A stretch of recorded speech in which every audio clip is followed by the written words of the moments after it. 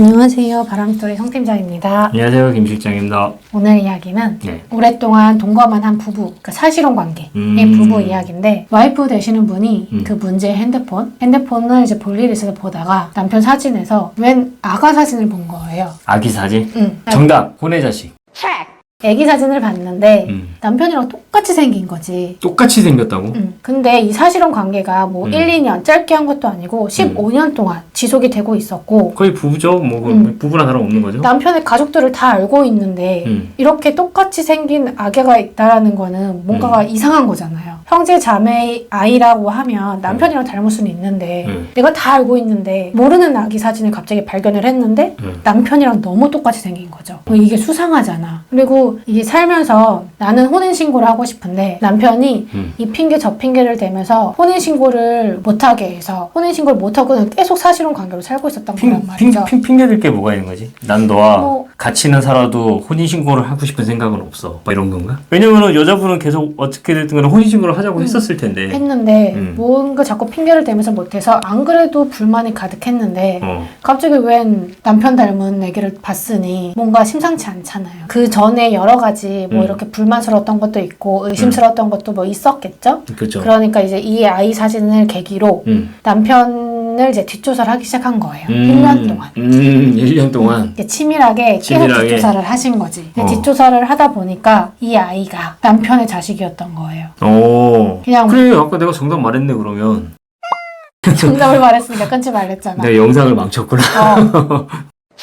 그래, 그럼 남편이 어디 가서 바람 펴가지고 애를 낳은 거네, 그러면. 근데 그게 아니에요. 그게 아니고 나랑 동거를 하기 시작하기 이전, 동거 시작 이전에 결혼을 이미 했던 거죠. 남편이. 결혼을 해서 낳은 아이였던 거예요. 그럼 이혼한 걸 숨기고선 동거를 한 건가? 그러니까 나한테 뭐 결혼을 했다 이런 얘기를 한 적도 없었고, 그렇지. 아이에 대해서 이야기를 한 적도 없었기 때문에 나는 남편이 결혼한지도 몰랐고 남편한테 애가 있는지도 몰랐던 거예요. 근데 뭐 15년이나 이미 살았으니까 뭐 과거에 뭐 이혼을 했고 애도 있고 뭐 이 정도는 뭐 충격은 좀 받겠지만 뭐 어떡할 거야. 근데 뭐 그래 남편이 이혼을 해서 거기 다 정리를 했던 상황이면 그나마 덜 한데 남편이 정리를 안 한 거였던 거죠. 그냥 별거 상태였던 거예요. 그러면은 호적상의 마누라가 내가 아닌 다른 사람이 있는 거야, 아직도? 남편의 가족관계 증명서를 떼보면 그 밑에 다른 여자 이름이 올려있고 아이까지 올라가 있는 거지. 나는 그걸 몰랐던 거지.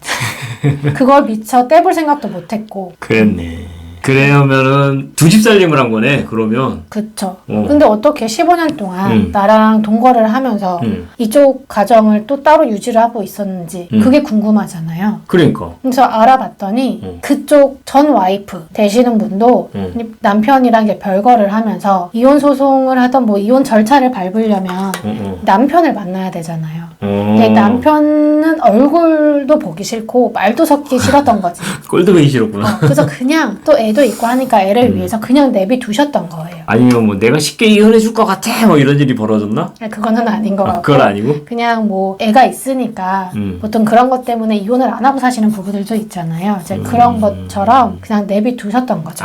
호적 정리는 따로 안 하고. 그러는 와중에 이 여자를 만나서 동거를 하게 된 거죠. 동거를 한 거죠. 15년 동안. 어쨌든 여기랑은 연락을 전혀 안 하고 지냈으니까. 야, 그래도 이 남자는 차라리 깔끔하게 여기를 먼저 정리를 해주면 그렇잖아.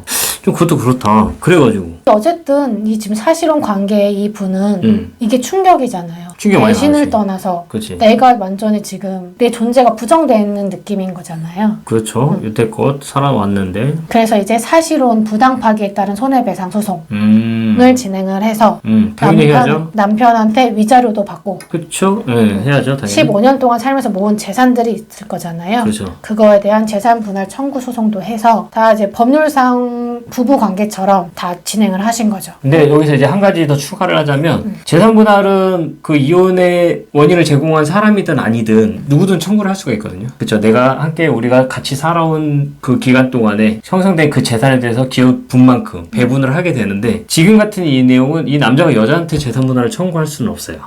중혼 관계라서. 그렇죠. 중혼 관계의 당사자는 청구는 할 수는 그렇죠. 없고. 이 남자는 여자한테 청구를 할 수 없지만 이제 이 여자는 이 남자를 상대로 재산 분할 청구를 할 수 있는 그런 내용이고, 여기서 또 한 가지를 설명을 하자면 예를 들어서 이렇게 사실혼 관계에 있잖아요. 거잖아요. 네. 근데 뭐 이 내용이랑 좀 다르긴 하지만 만약에 이 사실혼 관계 동거 중인 이 남자가 바람을 펴서 다른 여자를 만났어. 외도를 했을 경우. 그쵸. 그러면 우리가 상간자를 상대로 손해배상 청구 소송을 하잖아요. 그때도 가능할까요? 동거 중일 때도 가능할까요? 사실혼 관계만 인정이 된다라고 하면 그게 가능하죠. 오씨, 정답이에요. 그러니까 이분이 똑같이 이제 재산분할 청구도 하고 위자료도 받을 수 있었던 거는 이제 사실혼 관계라는 게 입증이 그렇죠. 됐기 때문에 그렇죠. 가능했던 부분이고요. 이 남자분도 처음부터 그냥 솔직하게 이런 상황이다라고 얘기를 하고선 했으면은 이런 사태까지 벌어지지 않았을 텐데, 그리고 뭔가를 좀 이렇게 정리를 할 수가 있었을 텐데, 나중에 이런 일 벌어지면은 뭐 이제 이 여자분도 떠나고 이제 솔로가 되시는 거죠. 이런 게 있었으니까 여자는 혼인 신고를 하고 싶은데 계속 핑계를 대고 미뤘던 거겠죠. 안타까운 사연이네요. 오늘 영상은 그러면 여기서 네, 감사합니다. 감사합니다.